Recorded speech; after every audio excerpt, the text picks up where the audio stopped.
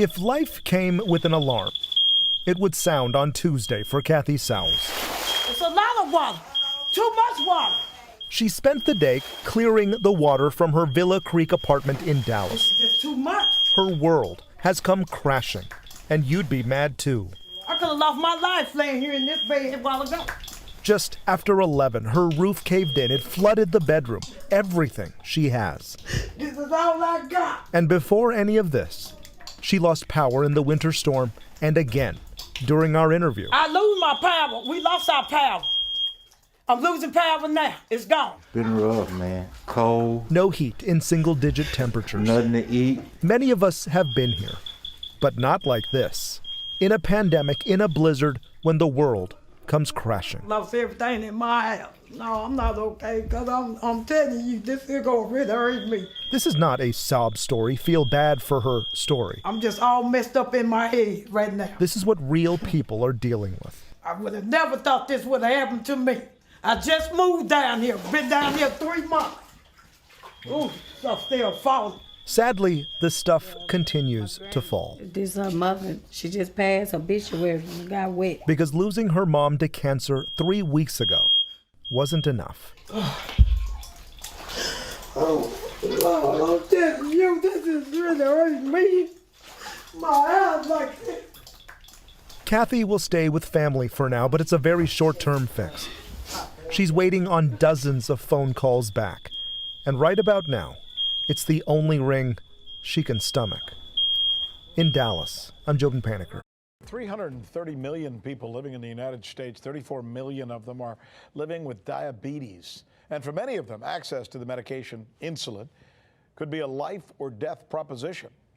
The problem is they may be on the brink of not being able to even afford this medication that can save their lives. Why? The cost of insulin has suddenly jumped 550%. Let me say that again, 550%. Who's to blame? We've prepared a special report for you. Here as NRS correspondent Farron Franzak. You guys, I'm gonna cry. I'm gonna cry. A mother's video that went viral about the cost of her son's insulin. Last year under Trump, our insulin payment went to $60 a month. You know how much I paid for this one box of insulin? I paid $328. And that was with the coupon from the company. Do you know how much I would have paid without the coupon? $500. The video, shared by thousands on social media, has many who use or buy insulin pointing the finger at President Joe Biden for the nearly 550% increase. We have reached a breakthrough agreement to dramatically slash the out-of-pocket cost of insulin. In the summer of 2020, former President Donald Trump signed 4 executive orders aimed at lowering the cost of drugs, one in particular capping insulin costs to just $35, depending on the type of insulin. Sleepy Joe can't do this, that I can tell you. In fact, it was his problem with Obamacare that caused part of your problem. The nearly 34 million people in the U.S. living with diabetes have seen their annual costs of insulin go up almost $3,000 in just 4 years. And compared to the rest of the world, the U.S. is astronomically higher, and also just the highest in the world, compared to around $3 in Turkey, $9 in France, and $12 in Canada. When President Biden took office, he froze all of Trump's executive orders till the end of March to further study if, in fact, Trump's orders would bring down the price. So the accusation that President Biden is the reason there's now a price hike in insulin is false. Matter of fact, it's neither Trump or Biden's fault. Take it from Republican Senator Chuck Grassley, who released a 90-page report just days before Biden took office, agreeing that prices have, quote, gone through the roof, but it's Big Pharma that's the culprit. You hiked the price by $500 when the average Orange County senior only has $528 left in their bank account. California Rep. Katie Porter, a former financial law professor, has been very vocal on the House Financial Services Committee, going up against Big Pharma lobbyists and even the CEOs themselves calling out their price hikes, not just on insulin, but on all drugs. You personally received $500,000 personally just by tripling the price of Revlimid. So to recap here, the drug didn't get any better. The cancer patients didn't get any better. You just got better at making money. Porter may have been the only woman who stood between cheaper insulin and drug prices and the millions of patients who need them. Unfortunately for Porter, just days ago, she was mysteriously removed from that committee. For the News with Rick Sanchez, I'm Farron Franzak. This morning I posted a fucking TikTok about how fucking unfair it is that I've dedicated my life to the military and the Marine Corps and everything that I've done, and that I was able to see my fucking perpetrator in court, and how much it fucking sucked that he was being forced out of the military, that he would be getting an honorable discharge. Well, not even fucking 10 minutes ago, I just got word that this motherfucker will be getting retained because it went all the way up across the board. Everybody said that they would not retain him. And the fucking head honcho, the fucking CG, with all of the proof and a fucking admission to guilt, decided that they will retain him. And this is exactly why fucking females in the military fucking kill themselves. This is exactly why nobody fucking takes us seriously. Yo, what the fuck? Centerpoint customers are still without power tonight.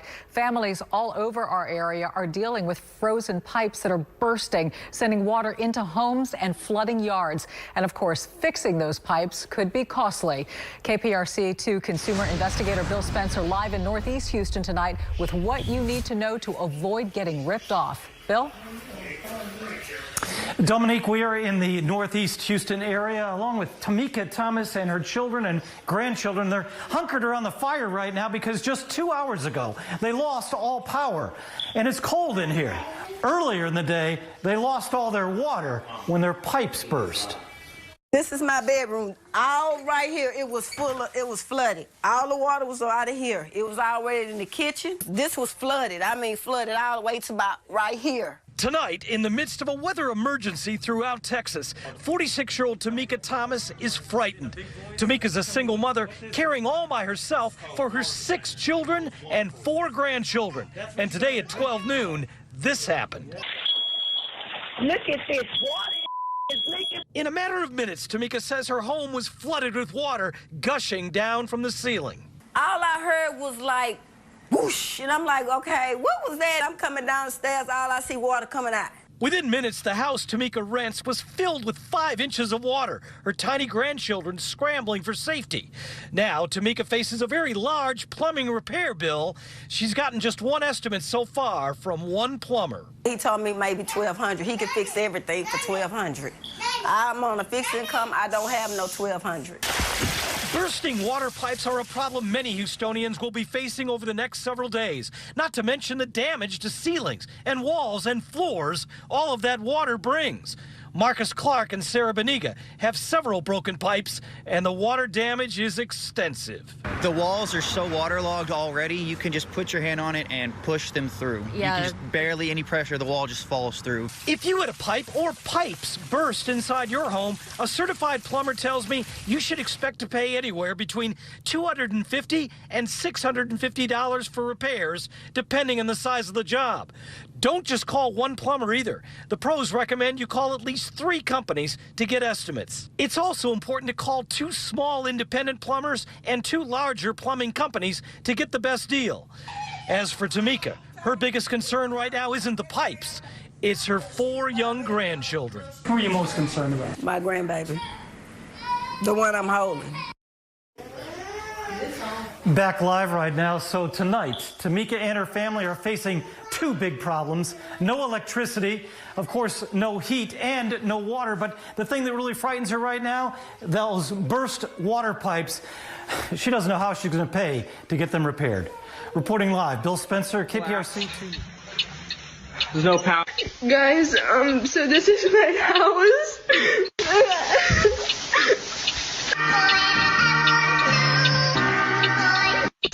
Fuck. What the fuck?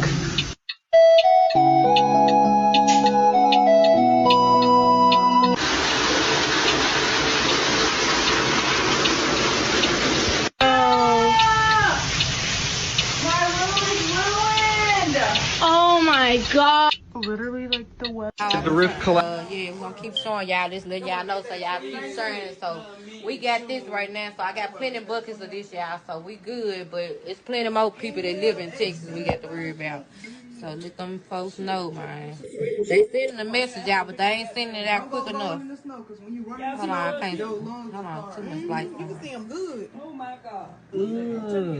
Y'all want to go stock up on y'all some water. Do not drink that water. Ain't no water left in the stores for them to stock up on. Yep, y'all, this just Texas water. They sending out messages, but they ain't sending them out quick enough. They swimming. I see they on thing. They tell whatever. They sent us a message out to most people or whatever, whoever, I don't know, to just boil the water for 5 minutes. Before we use it, don't wash our face or anything with it. So we just decided, shit, ain't nothing else going on. We're going to check out the water. We put the water in here. A 28-year-old man is found frozen to death in his car, and tonight his family is expressing heartbreak and shock. Casey Cronus live from the medical examiner's office with the message his loved ones are sharing with us. Casey, terrible story. Hey, Mary, that's right. Loved ones of LaShawn Good tell us they had no idea the former athlete had been sleeping in his car, and tonight they're urging others to reach out to those closest to them. We need your help like never before, guys, for understanding, for a peace of mind. Near 24th and State, dozens gathered to remember 28-year-old LaShawn Good and try to make sense of his tragic death. We know that you are able, God, to heal our broken hearts. At that very same intersection, LaShawn, or Junior, as some loved ones call him, was discovered by a tow truck driver last Friday during frigid temperatures. His body frozen inside his car. Police say his death is not suspicious, and the medical examiner's report states bags of clothing and food were also found in his vehicle. Had no idea. Loved ones like Kendrick Riley and LaShawn's Aunt Nora say the news leaves them heartbroken. I didn't know that he was sleeping in cars. If I did, I would have gave him a room to lay his head. Relatives on Wednesday lighting candles and admiring photos of the former Hamilton High School football player. Love going to church, loved his family, loved to exercise like crazy. A young man taken too soon, and a last name that rang true, as those who knew him say LaShawn Good was nothing but a good man. I just pray and ask God to give him and his family comfort and peace in this midst of the storm right now. Emotions ran high at tonight's vigil as relatives expressed grief over how LaShawn died. If you or someone you know needs a warm place to stay, there are many shelters in Milwaukee County that can provide support. To find one nearest to you, simply dial 211. Reporting live in Milwaukee, Casey Cronus, Fox 6 News. Casey, people in southwest Houston have died from apparent carbon monoxide poisoning after trying to get warm inside their running car inside the garage. Fox 26's Nate Griffin is live on scene with more. Good morning again, Nate. Good morning, Jose, and I can tell you these garages are pretty tight if you look at them, and I understand that if you don't have a source of energy or a source of heat, you're going to try to find a way to get it, and these people depended on their car to do so. I do hear generators running out here right now, and that's a tough situation for that family that was trying to stay warm while using their car to heat inside the car, but just not the thing to do, in a very unfortunate situation here at this townhouse complex, we understand. A friend did call 911 for a welfare check because they didn't hear from the family, and after they didn't hear from the family, the Houston Fire Department was contacted. They arrived and requested the Houston Police Department for forcible entry. 4 people were found inside. A woman and child were dead on the scene. 2 others were taken to the hospital. Those would be the males of the family. The initial info was that the woman was running the car in the garage and it leaked into the home. The one thing that we're being told now is to be very careful because of resources that are not necessarily available. It's been a very busy night. There's a lot of stuff going on. Like I say, the power being out definitely has an effect on people and also people that don't have access to shelter. And so that's what they were trying to do, get warm, but unfortunately that was a very tragic situation. We'll continue to stay abreast of this situation, let you know when we have more information. Guys, we're live in Southwest Houston. Nate Griffin, Fox 26. Driving into the Dorchester neighborhood of Waxahachie, you might as well be in Fargo, North Dakota. Roads and yards still covered in ice and snow, upwards of 200 homes without power since Sunday. And since Sunday on Bent Creek Court, no answers when this will all end. This situation, in our opinion, is just unacceptable. And there's no communication, no feedback, and we're just sitting here trying to stay warm. We are getting no answers, no how, no way. And if it's going to be another week, everybody is going to lose everything they have. Water is the other lingering and escaping problem. The city of Dallas with 3 times as many calls for service for water main breaks like this one in the Oak Lawn neighborhood. At the Mosaic Apartments in uptown Dallas, too much frozen water.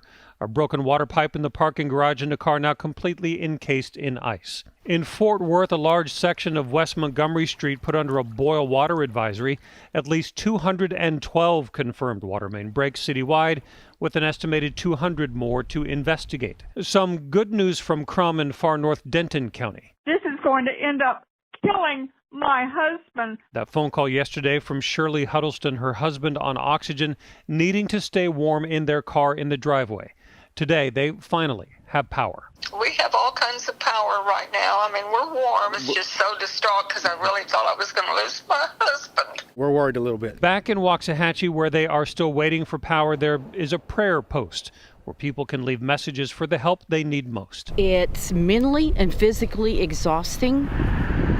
Relief from that exhaustion in the form of electricity and heat is all anyone is praying for here now.